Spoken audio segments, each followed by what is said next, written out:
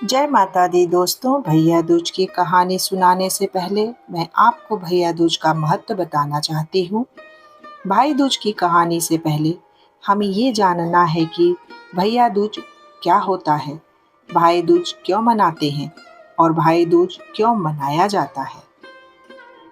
भैया दूज त्योहार हिंदू धर्म में मनाया जाता है। भैया दूज जो श्रावण मास की पूर्णिमा को मनाया जाता है। भैया दूज में बहनें भाई की लंबी आयु की प्रार्थना करती हैं। भाई दूज का त्योहार दीपावली के दूसरे दिन आता है। भैया दूज के दिन बेरी पूजा नामक पूजा की जाती है। कहा जाता है कि भैया दूज के दिन भाइयों को बहनों के यहाँ नहाना चाहिए। भैया दूज पर बहनें भाइयों को तेल मलकर गंगा यमुना में स्नान कराती हैं। बहनें इस दिन अपने भाइयों को अपने हाथों से खाना खिलाए तो उसके भाइयों की उम्र बढ़ती है। हो सके तो बहनें अपने भाइयों को चावल खिलाए तो इस दिन बहन के घर भोजन करने का विशेष महत्व है। चचेरी या ममेरी कोई भी बहन हो सकती है। यदि कोई बहन न हो तो गाय, नदी आदि स्त्रीत्व पदार्थ का ध्यान करके अथवा उसके समीप बैठकर भोजन कर लेना भी शुभ माना जाता है। तो दोस्तों, भैया दूज की कहानी में आपके सामने भैया दूज की कहानी हम शुरू करते हैं। भैया दूज की कथा।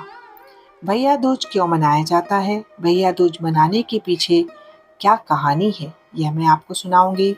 तो कहानी शुरू करने से पहले अगर चैनल को सब्सक्राइब नहीं किए हैं तो सब्सक्राइब करके बगल का बेल आइकन जरूर दबा दीजिए। तो दोस्तों, चलिए हम भैया दूज की कहानी शुरू करते हैं। भगवान श्री सूर्यदेव जी की पत्नी छाया थी। छाया माता और सूर्यदेव से यमराज और यमुना माता का जन्म हुआ। यमुना यमराज से बड़ा स्नेह करती थी। यमुना जी हमेशा से ही यमराज से निवेदन करती कि आप अपने मित्र और प्रिय मित्रों के सहित मेरे घर आओ और भोजन ग्रहण करो, लेकिन यमराज कभी उनकी बात नहीं सुनते थे। कार्तिक शुक्ल का दिन आया। उस उपलक्ष्य में यमुना ने यमराज को निमंत्रण दिया और उस दिन यमराज को अपने घर आने के लिए वचनबद्ध कर लिया। यमुना का प्रेम देखकर यमराज ने बार बार बुलाने पर भी यमुना का प्रेम देखकर यमराज अपने आप को रोक नहीं सके। उन्होंने यमुना की बात तो मान ली। यमराज ने यमुना से कहा, बहन, कोई भी मुझे अपने यहाँ नहीं बुलाना चाहता, लेकिन तुम मुझे हमेशा अपने यहाँ बुलाती हो। यमराज ने अपनी बहन की सद्भावना को समझा और सोचा कि मुझे अपनी बहन के निवेदन का पालन करना चाहिए। बहन के बुलाने पर यमराज यमुना जी के यहाँ जाने लगे। उस खुशी में यमराज ने नरक में निवास करने वाले जीवों को मुक्त कर दिया। यमराज को अपने घर आया हुआ देख यमुना जी का खुशी का कोई ठिकाना नहीं रहा। यमुना जी ने यमराज का स्नान कर पूजा करने के बाद अपने भाई को खाना खिलाया। यमुना के इस व्यवहार से प्रसन्न होकर यमराज ने कहा, बहन, मैं तुम्हारे प्रेम को देखकर बहुत खुश हुआ हूँ। तुम्हें जो चाहिए मैं तुम्हें दूंगा। मेरा वचन है तुमसे। मांगो, तुम्हें क्या चाहिए, तुम क्या मांगना चाहती हो। यमुना जी ने यमराज से कहा कि मुझे धन दौलत अन्य कुछ भी नहीं चाहिए। बस आप मेरे यहाँ इस दिन प्रत्येक वर्ष आते रहिए, मेरे लिए यही काफ़ी है।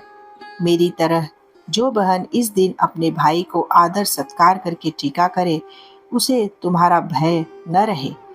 यमराज ने तथास्तु कहा और यमुना को अमूल्य वस्त्र आभूषण आदि देकर यमलोक वापस चले गए। इसी दिन से भैया दूज की पूजा करने का त्योहार शुरू हो गया। प्रत्येक वर्ष जो बहन अपने भाई की लंबी आयु चाहती है, वो इस दिन यमुना जी की तरह पूजा करती है और भाइयों को तिलक लगाती है।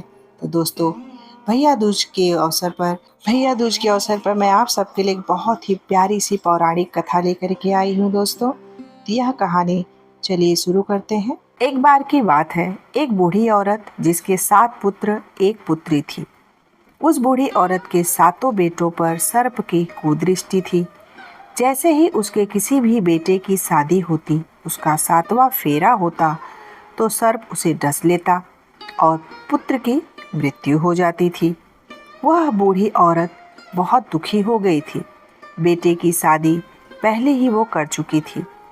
इसी तरह 6 बेटों की मृत्यु हो गई थी। उस बूढ़ी औरत पर बहुत बुरा समय आ गया था, जिसकी वजह से उसने अपने 7वें बेटे की शादी करना ही मना कर दिया था। 6 बेटों के मरने के दुख में बूढ़ी औरत अंधी हो गई थी, लेकिन कभी न कभी तो उसकी शादी भी करनी ही पड़ती है। बूढ़ी औरत किसी भी तरह जोखिम उठाना ही नहीं चाहती थी। भाई दूज का समय आ गया था। 7वें बेटे ने माँ से कहा, दीदी के घर जाने वाला हूँ, भाई दूज आ गया है। माँ ने कहा, बेटा ध्यान से जाना और जल्दी से वापस आ जाना। भाई के आने की खुशी में बहन की खुशी का कोई ठिकाना नहीं रहा। भाई की खातिरदारी के लिए, अच्छा पकवान बनाने के लिए बहन ने सोचा कि पड़ोसन की मदद लेनी पड़ेगी। खुशी में बहन ने पड़ोसन से मदद मांगी और पूछा कि दीदी, मेरा भाई आ रहा है, मैं क्या करूं? उसे क्या बना के खिलाऊं? पड़ोसन उससे चिढ़ती थी। उसने कहा कि दूध से रसोई लेप और घी से चावल पका। अब भाई की खुशी में पागल बहन ने सोचा, ठीक है, ऐसा ही करूंगी। भाई को आते रास्ते में सांप मिला। सांप उसे काटने को आगे बढ़ा तो भाई ने उसे बोला, भाई आपका मैंने क्या बिगाड़ा है, मुझे क्यों काटना चाहते हो? सांप ने कहा कि मैं तुम्हारा काल हूँ और तुम्हें यमराज के पास पहुँचाने के लिए ही आया हूँ। भाई ने रोते हुए कहा कि भैया आप मुझे मत काटो, मेरी बहन मेरा इंतज़ार कर रही है। मैं ही उसका आखिरी भाई हूँ, उसका और कोई भी भाई नहीं बचा है। अगर मैं उसके पास नहीं गया और उसे पता चला कि मैं मर गया हूँ तो वो भी मर जाएगी। 7वें भाई के रोने से सांप ने कहा कि तुझे क्या लगता है कि तू मुझे बेवकूफ़ बना के चला जाएगा? इस पर 7वें भाई ने कहा कि तुम्हें मुझ पर भरोसा नहीं है तो तुम मेरे झोले में बैठ जाओ। जब मेरी बहन भैया दूज मना लेगी, उसके बाद तुम मुझे डस लेना। भाई बहन के घर पहुंचा। भाई को देखकर बहन की आंखों से आंसू निकल आए। भाई ने बहन से बोला, दीदी मुझे भूख लगी है, कुछ खाने को दे दो जल्दी से। पड़ोसन के कहने पर रसोई को दूध से धोया था और घी में चावल पकाने की कोशिश कर रही थी। भाई ने पूछा कि क्या तू हुआ दीदी, इतना समय क्यों लग रहा है? दीदी ने सारी बात बताई कि पड़ोसन ने मुझे ऐसे ऐसे करने को कहा। भाई ने हंसते हुए कहा कि दीदी, कहीं सुना है आपने कि दूध से रसोई लिपी गई हो और घी में चावल पके हैं? गोबर से रसोई लिपी जाती है और दूध में चावल पकाया जाता है दीदी। खाना खाने के बाद भाई को नींद आने लगी और वो सोने लगा। इतने में बहन के बच्चे आ गए और उन्होंने मामा मामा कहकर बोला कि मामा हमारे लिए क्या लेकर आए हैं? तब उसने कहा, बेटा मैं कुछ नहीं लाया हूँ। मना करने के बावजूद भी बच्चों ने उस थैले को उठा लिया जिसमें सांप था और खोलकर देखने लगे, लेकिन उसमें बच्चों को हीरे का हार मिला। दीदी ने बोला कि तू मेरे लिए लेकर आया है। भाई ने बोला कि तुम्हें अच्छा लगा तो तुम रख लो। अगले दिन भाई ने बहन से अपने घर जाने की इजाजत मांगी। बहन ने अपने भाई के लिए लड्डू बनाकर रखे थे। बहन ने लड्डू भाई को दे दिया। भाई ने बहन से अलविदा लिया और आगे चल दिया। थोड़ी दूर जाकर थक कर एक पेड़ के नीचे सोने लगा। इधर बहन के बच्चों ने कहा, माँ खाना दे दो, भूख लगी है। उनकी माँ ने कहा कि अभी खाना नहीं बना है, समय लगेगा। तब बच्चों ने कहा, मम्मी जैसे आपने मामा को लड्डू दिया था वही लड्डू हमें दे दो, हम खा लेते हैं। माँ ने कहा, जाओ चक्की पर रखे हैं, बचे हुए लड्डू जाकर खा लो। बच्चों ने जाकर देखा तो पता चला कि वहां सांप की हड्डियां पड़ी हैं। अब बहन की हालत खराब हो गई और वो बाहर की तरफ भागी। लोगों से पूछने पर पता चला कि एक पेड़ के नीचे एक व्यक्ति सो रहा था।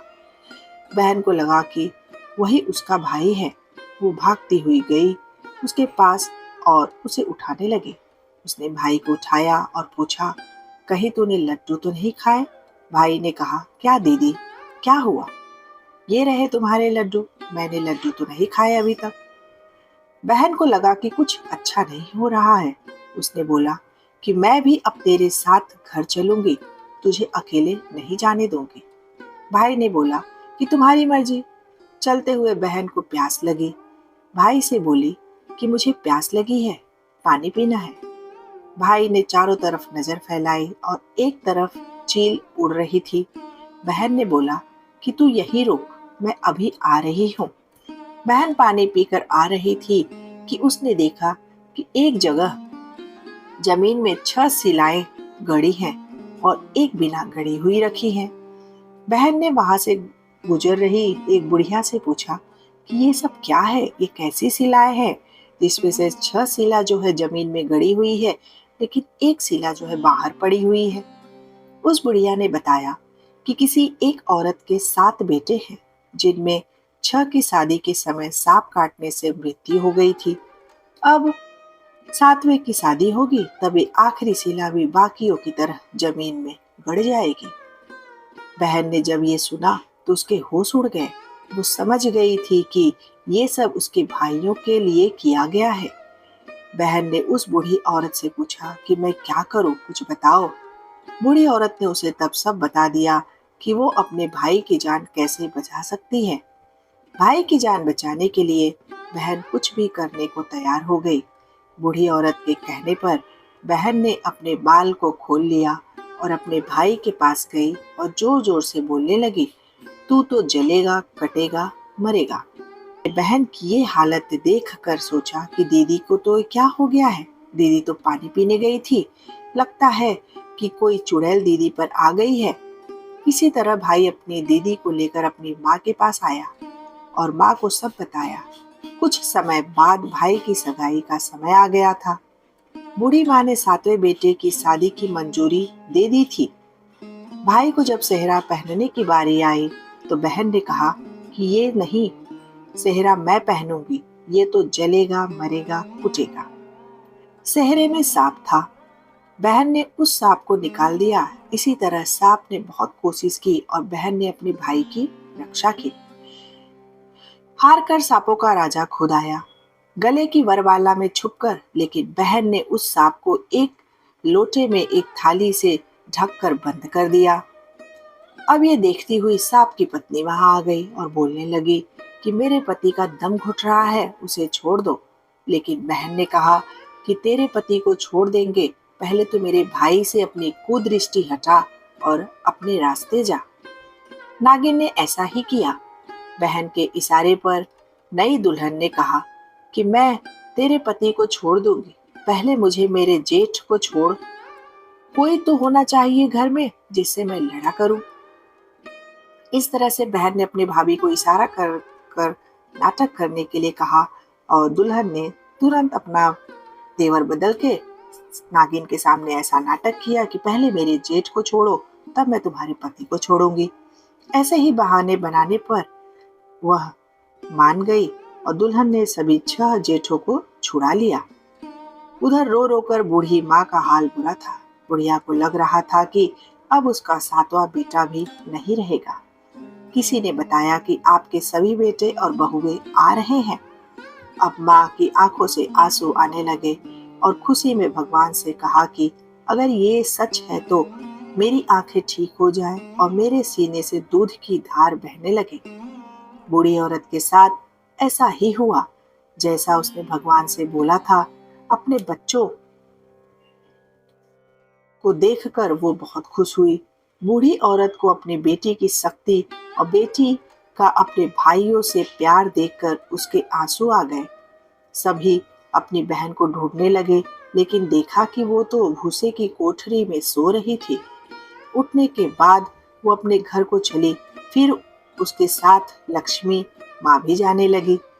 बूढ़ी माँ ने कहा कि बेटी पीछे मुड़कर देख, क्या सारी लक्ष्मी अपने साथ ही ले जाएगी?